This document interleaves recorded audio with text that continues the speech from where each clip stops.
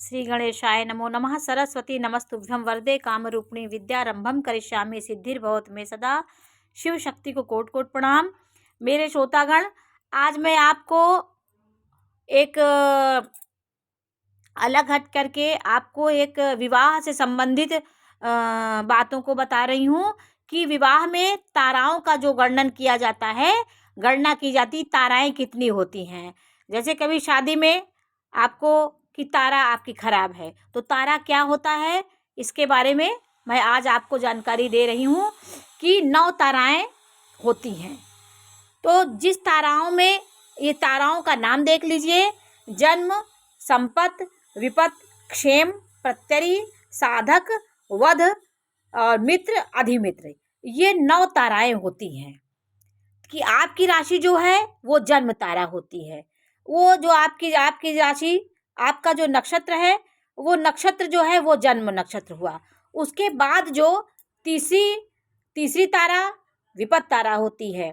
यदि आपकी पत्नी विपत तारा में है, आपकी राशि से तीसरी है, तो विपत तारा हुई, तो आपको विपत आएगी आपके जीवन में उसके आने के बाद। तो ताराओं का हमारे जीवन में बहुत महत्व है। तो तीसरी, 5वीं और 7वीं, 9 में से 3 ताराएं खराब होती हैं।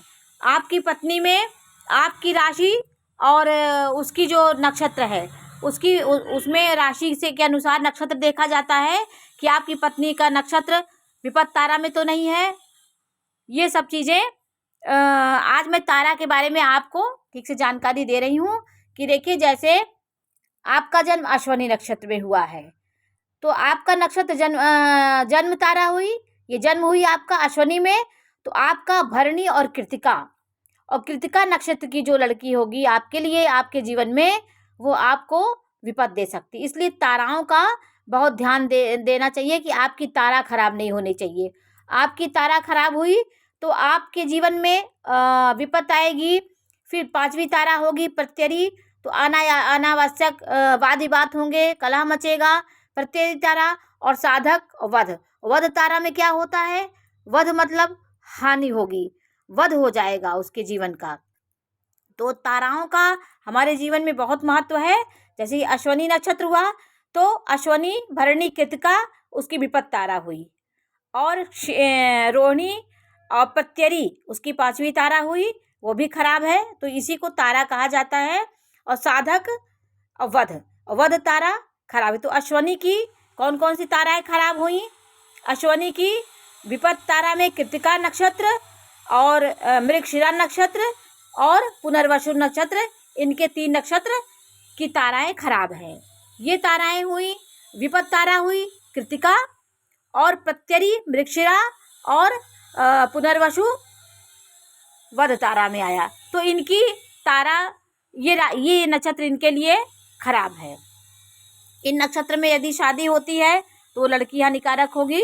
इसलिए लड़की और लड़के का तारा का ज्ञान बहुत ज़रूरी होता है। हम शादी में ताराओं का मेल होता है, नाड़ी का होता है, नाड़ी मेल होता है, सब चीज़ें ये हमारे वर वधू के मेल में बहुत काम आती है। तो जब वर वधू का भकुट मिलान करते हैं तो ये सब चीज़ों का बहुत ध्यान दिया जाता है। तो जन्म, संपत, विपत, क्षेम, प्रत्यरी, साधक, वध, मित्र, अधिमित्र, ये 9 ताराएं होती हैं।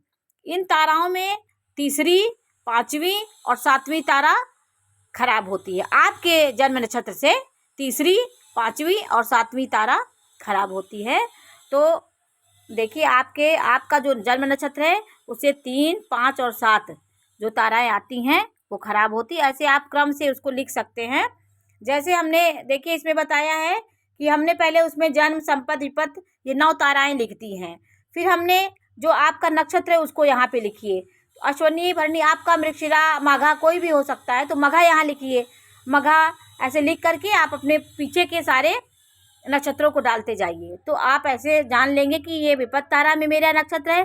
तो आपकी जो शादी होगी, तारा का मिलन अगर अच्छा है, आपकी तारा अच्छी है, आपकी तीसरी तारा नहीं है, 5वीं तारा नहीं है और 6वीं तारा, 7वीं तारा नहीं है, तो आपका ताराएं सही हैं। तो ताराओं का भी गुण मिलाया जाता है। नमस्कार।